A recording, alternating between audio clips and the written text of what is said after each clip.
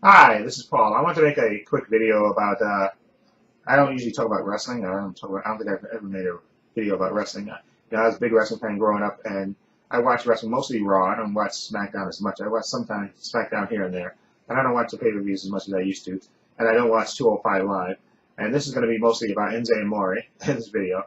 Okay, Enzo Amore was part of a tag team, him and Big Cass, who was, started, of course, at NXT, the WWE training ground, and they got over big, and it's mostly because of Enzo Amore and his catchphrase, how you doing, and his catchphrase, and they were like a Mutt and Jet tag team, Big Cass was big, 7-footer, and and Enzo Amore is a little short guy, but he had personality. He could talk on the mic. He was gold on the mic. He had catchphrases, and they were over, super over, and then they came up on the main roster, super over again as a face tag team, but they never gave them the belts, okay, and eventually, I guess they decided, that the money was with Big Cass, so they decided, okay, let's split them up, and they had Big Cass turn heel on Enzo Amore, and of course, but during his big push, he got hurt, so he's gone for 6 months, Big Cass. So what to do with Enzo Amore, who they said, was behind the scenes, is apparently got kicked off a bus and had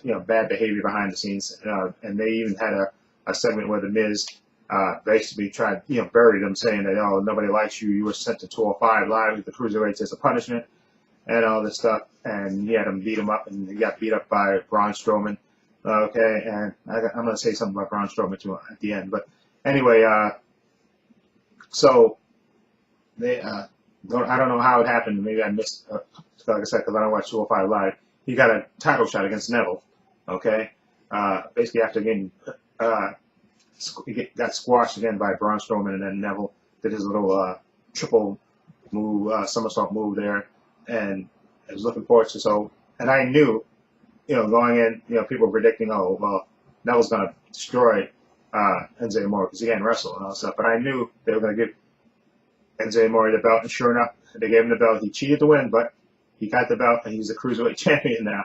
So of course on Raw, he wants the celebration. He talks to Kurt Angle. He's acting arrogant, even more so. And of course, he comes out for a celebration, and of course the cruiserweights come out, and they're all pissed off because he's basically running them down, saying, "Listen, that they have no personality, and he sells more merch than all of them combined," which is true. Okay, and they have zero personality, which they do. Besides, outside of Neville and maybe one or two other guys, they have zero personality. Okay, he basically shoots for real, literally on them. And of course, they beat him up. And of course, I heard on the after show, they sent Braun Strowman out there to beat him up some more. Again, which is overkill to me.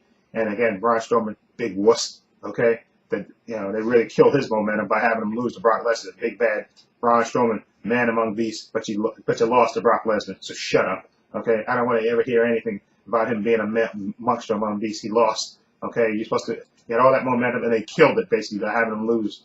Okay, to Brock Lesnar. They did the same thing to Samoa Joe. Really stupid. But anyway, I digress. Enzo Amore. Okay, I'm glad he's the cruiserweight champion. Okay, and all these cruiserweights bitching on Twitter about it.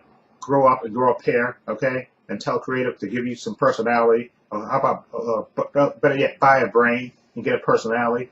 Okay, because nobody's watching 205 Live since Enzo Amore came on there. That's a reason to watch it. Okay, and now I'm interested in watching it now because I normally didn't watch it at all, but now he's on that show.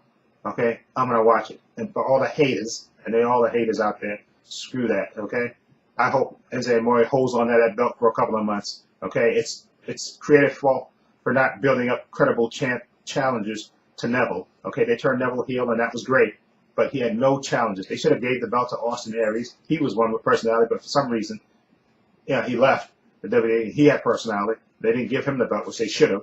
Okay, and nobody else on the cruiserweights had they just played. They had great athletes and everything else, but they had zero personality, and nobody. That's why nobody's watching it. You have to build up that division by giving the guys personalities, so you want those guys to beat Neville. Okay, you have to have Neville has to have credible challengers. That's why they call him King of the Crew. Of course, he's King of the Crew race. Nobody is there to challenge him. Talent-wise, yeah, they're the same. They have, I think they're just as talented as Neville, but they give him zero personality, so nobody wants to watch it. A show with zero personality. And Enzo Amore, say what you want. He can't wrestle, but he has personality, and he's gold on the mic. Okay, so say what you will. you know, I hope he holds on. Like I said, I hope he holds on to the belt forever. And hopefully, like I said, maybe some of these cruiserweights will develop a brain and get some personality. So stop bitching on Twitter, okay, and get in and tell creative that you want to try something different. You want to try, you know, to change your character up so you can have some personality. Okay, how about that? Okay, and that will be that. So anyway, let me know what you think of Enzo Amore as cruiserweight champion. I love it. Okay, screw the haters. Okay, he has personality, and like I said, I hope they keep the belt on him for a couple of months too. Exactly, to liven up that 205 live division, and hopefully maybe the other cruiserweights will, you know, develop some gimmicks, and so that way then you'll want to see one of them be champion. Okay, so they need to step up their game. That's basically what I'm saying. Anyway, let me know what you think. Feel free to leave comments down below. And this is Paul saying so long and take care.